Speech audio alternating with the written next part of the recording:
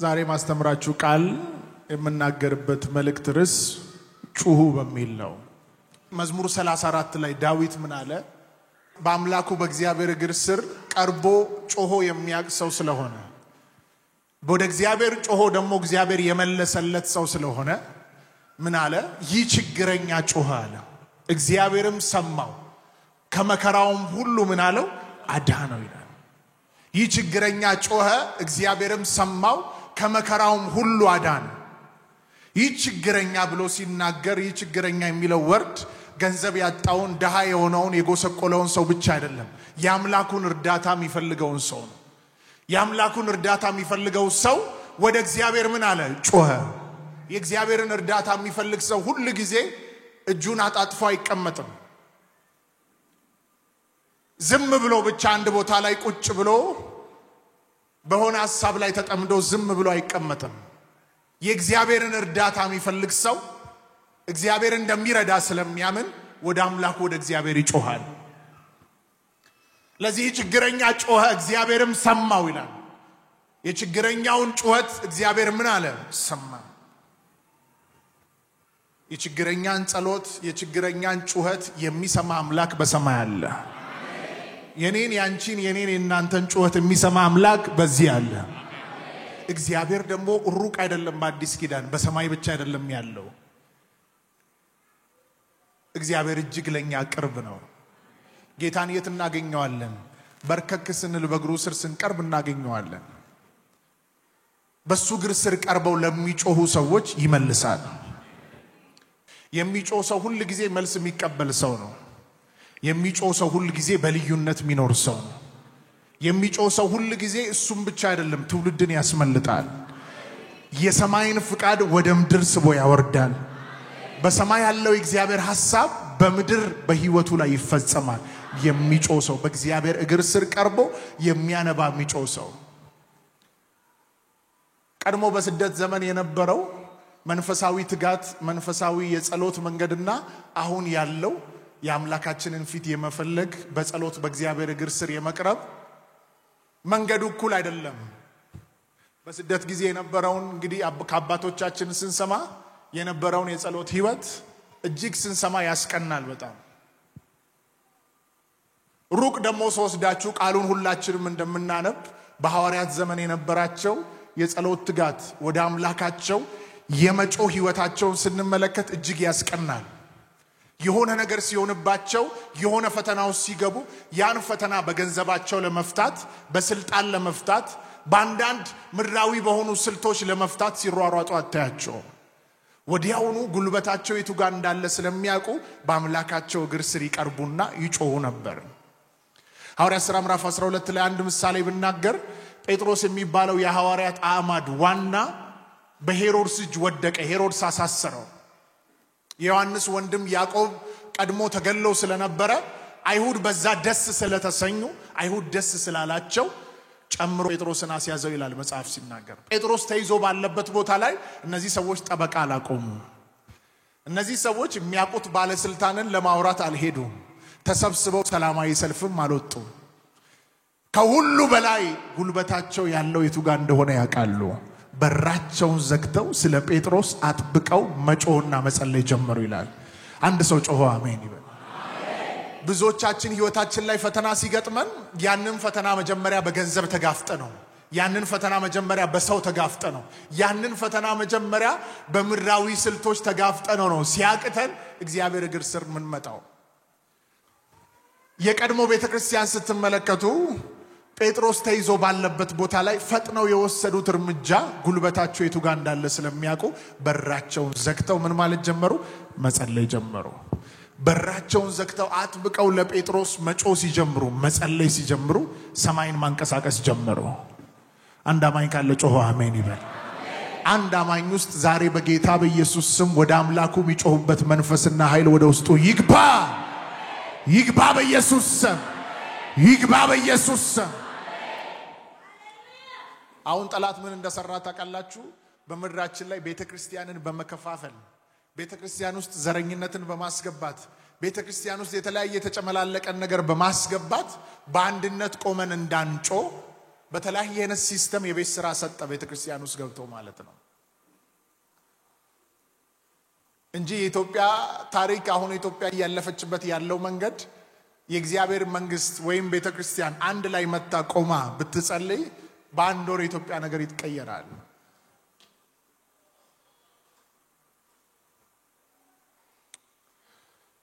እነዚህም ሰዎች ለጴጥሮስ እየጸለዩ ባሉበት ቦታ እነሱ ጋር ባሉበት ስፍራ ላይ የመጣ ነገር የለም እየጸለዩ ያለ ግን ሰማይ ተንቀሳቀሰ ጩኸታቸው ሰማይ ደርሷል ከሰማይ አንድ መልአክ ወጣ ይህ መልአክ ወደ እነሱ አልመጣም እነሱ እዚህ እየጸለዩ በእግር ሊሄዱ ማይችሉበት ቢሄዱ እንኳን መግባት አይችሉም ምሽት ነው እስር ቤት ውስጥ መግባት አይችሉም በራሳቸው ብርታትና ኃይል ገብተው ጴጥሮስን ከጠላት እጅ ማውጣት አይችሉም እነሱ መግባት ወደ ማይችሉበት ቦታ ጸሎታቸው መልአኩን ይዞ እዛ ስፍራ ላይ ገባ እንግዲህ አስቡት ታስሮን ያለው መልአኩ ተገለጠለት በእስር ቤት ውስጥ ብርሃን በራ ይላል ያ የጨለማ ወግ ጨለማ ሞልቶት የነበረ እስር ቤት ያ ጨለማ ተገፈፈ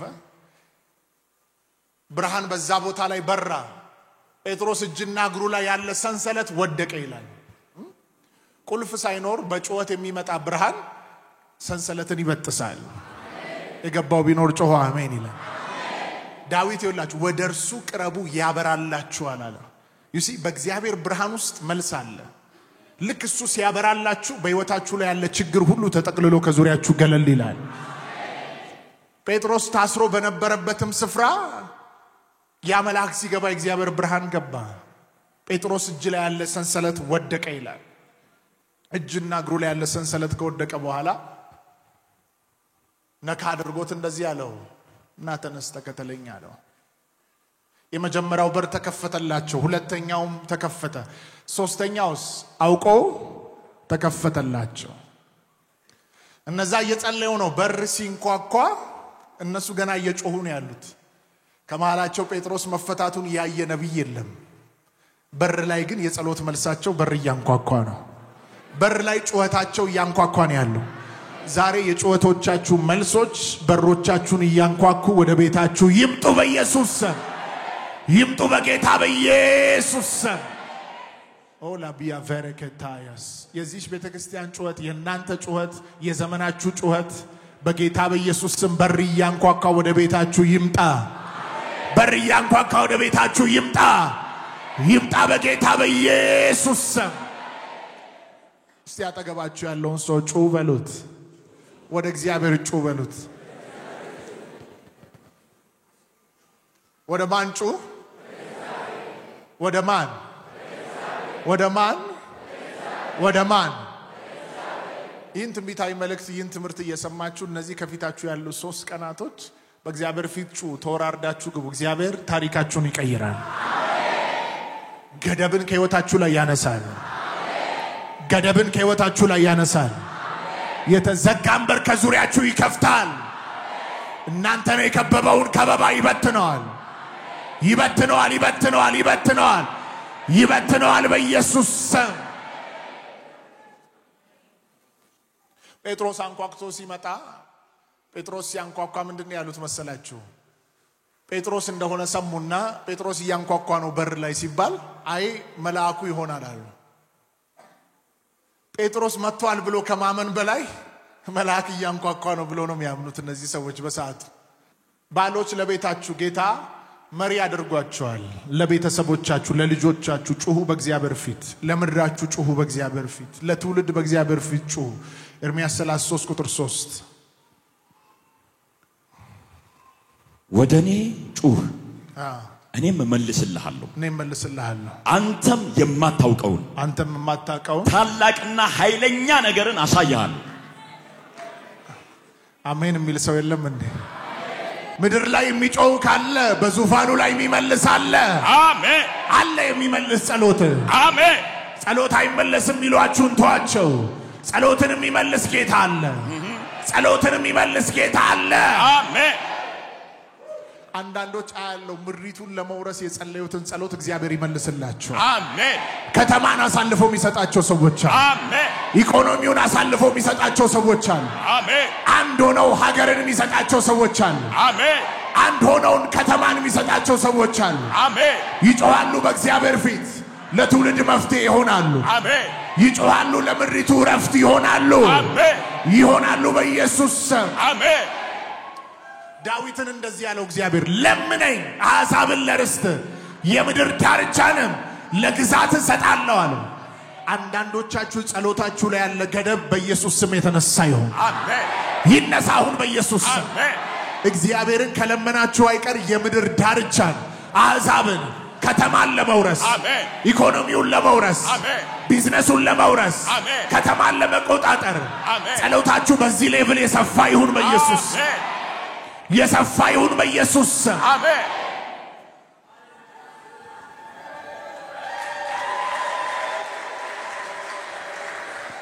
ከጮኻችሁ አይቀር ደግሞ ጩኸታችሁ አይነስ።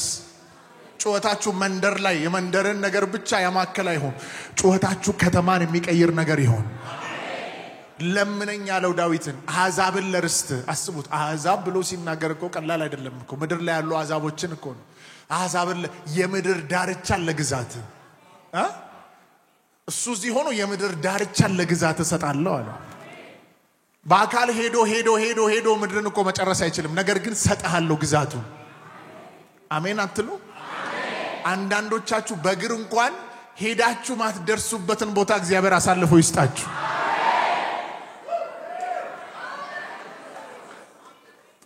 አንዳንዶች እኮ ዓለማዊ ሰዎች እንኳን አሉ እኮ የሀብታቸውን ቁጥር የማያውቁ ያላቸውን መሬት ቁጥር የማያውቁ ሄደውበት የማያውቁ ነገር ግን በየጊዜው ከዛ የሚመጣው ነገር እነሱ እጅ የሚገባላቸው ሰዎች አሉ። ዓለማዊ ሆነው እንኳን በዚህ ቤት ላይ ግን ትንቢት እናገራል። 2 ሰው ይሁን 3 ሰው እናንተ እንኳን ማኔጅ አድርጋችሁ የማታውቁት ስፍራ ላይ እግዚአብሔር አምላክ አሳልፋችሁ የሚሰጣችሁ ነገር አለ። አሳልፎ የሚሰጣችሁ ነገር አለ። ዳርቻችሁ በኢየሱስ ስም ይሰፋል። ግዛታችሁ ይሰፋል። በሰሜን በደቡብ በምስራቅ በምዕራብ በአራቱም አቅጣጫ መብዛት መስፋት ይሆናል በኢየሱስ ስም። ይሆናል በኢየሱስ ስም። እዚህ ቤት ባለ በትንቢት መንፈስ እናገራለሁ። ዳርቻችሁ ይሰፋል። ዳርቻችሁ ይሰፋል። ዳርቻችሁ ይሰፋል። ዳርቻችሁ ይሰፋል። ይሰፋል በኢየሱስ ስም። ውሰዱና ተቀመጡ። አሜን ብላችሁ አው የውስጤ ስለመጣን አንዳንዶች ጸሎታችሁ ላይ ያለ ገደብ የተነሳ ይሁን። አንዳንድ ሰው ጸሎቱን ራሱ የሚመልስ ይመስላል። ጸሎቱን ሲያሳንስ ገደብ ሲሰራለት ጸሎታችሁን የምትመልሱት እናንተ አይደላችሁም። ጸሎታችሁን የሚመልሰው እግዚአብሔር ራሱ ነው። ስትጸልዩ ስትጮሁ እንኳን ጩኸታችሁ ገደብ አይኖረው። ከኔ ጋር ናችሁ? ገደብ አይኖረው ምን ማለት መሰላችሁ? በራሳችሁ አይምሮ ባላችሁበት ሲቹዌሽን አትገድቡት። ስለ አገልግሎታችሁ ስትጮሁ፣ ስለ ቢዝነሳችሁ፣ ስለ ስራችሁ፣ ስለ ምድራችሁ ስትጸልዩ፣ በጌታ ፊት ስትጮሁ ገደብን ከጸሎታችሁ ላይ አንሱ። አሜን አሜን። ትልቁን ጮሁ፣ ትልቁን ጸልዩ። ኤርሚያስ ከምዕራፍ 33 በፊትም ታላቅና ኃይለኛ ነገር አይተዋል። ነገር ግን እግዚአብሔር ቀድሞ ካየው ያለፉት ቀናቶች፣ ያለፉት ወራቶች፣ ያለፉት አመታቶች ካየው በላይ ሌላ አዲስ ነገር፣ ሌላ ታላቅ ነገር ሊያሳየው ሲፈልግ እግዚአብሔር መጣና ራሱ ፓተርኑን ነገረው። እግዚአብሔር ራሱ ወርዶ ነው ወደኔ ጮሃለሁ እኔም መልስልሃለሁ አለው። አንተም የማታውቀውን ታላቅና ኃይለኛ ነገር አሳያለሁ። ይሄ መንፈሳዊ ዓለም ፓተርን ነው። እግዚአብሔር ብዙ ነገር አሳይቶታል። ምዕራፍ 1 ላይ ስታዩ ገና ከልጅነቱ ሲጠራው ለአሕዛብ ነብይ አድርጎታል። በአሕዛብና በነገስታት ላይ ሾሞታል። እጅግ ቴሪቶሪው ዳርቻው የሰፋ አገልግሎት ነው እግዚአብሔር አሳልፎ የሰጠው። ብዙ ነገሮች እስከ ምዕራፍ 33 ድረስ አይቷል። ብዙ ነገሮችን ተናግሯል። ትንቢትን ተናግሯል። እግዚአብሔር ታላላቅ ነገሮችን አሳይቶታል። 33 ላይ መጣና ግን አሁን ከፊት ባለው ዘመን ታላቅና ኃይለኛ ነገር ማየት ከፈለክ ወደኔ ጩህ አለው። እኔም እመልስልሃለሁ አለ።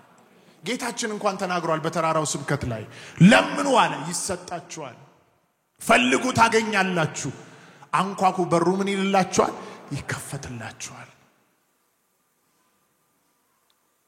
ስለዚህ ለኤርሚያስ እግዚአብሔር መጥቶ ምን አለ? ወደኔ ጩህ እኔ ምን እልሃለሁ፣ አንተም ታላቅና ኃይለኛ ነገር ምን አደርግልሃለሁ አለው፣ አሳይሃለሁ አለው። እግዚአብሔር እንድታዩ ሲፈልግ ወደ እርሱ እንድትቀርቡ ደግሞ ይፈልጋል ከፊታችሁ የሆነ ነገር ሲያስቀምጥ ያ ነገር ወደ ህይወታችሁ እንዲገለጥ እግሩ ስር እንድትገኙ ይፈልጋል ኤርሚያስ ምርጫ ነው ባይዘው የታቃላችሁ በዚህ ንግግር ውስጥ ሌላ ኢንዳይሬክትሊ ያለ ንግግር አለ ወደኔ ጩህ እኔ መልስልሃለሁ ብሎታል ካልጮህ ካልመልስልህ ወደኔ ጩህ መልስልሃለሁ ታላቅና ኃይለኛ ነገር አሳያለሁ ብሎታል ወደኔ ካልጮህ ካልመልስልህም ታላቅና ኃይለኛ ነገር አላሳየህም ማለት ነው በሌላ ቋንቋ ይቃል ማለት ነው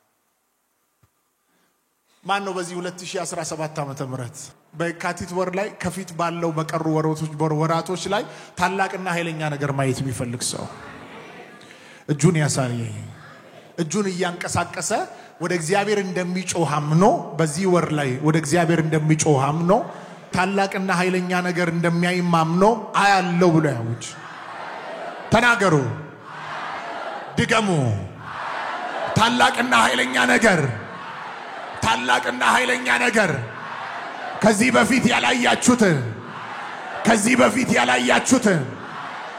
በፊት ያላያችሁት ታላቅ በረከት ታላቅ ከፍታ ታላቅ ድል ታላቅ ነፍሳትን መውረስ የጨለማን ሥራ ማፍረስ አያለው በሉ አሜን ታያላችሁ በኢየሱስ ስም ታያላችሁ አይን ያላየውን ጆሮ ያልሰማውን በሰው ልብ ያልታሰበውን አያለው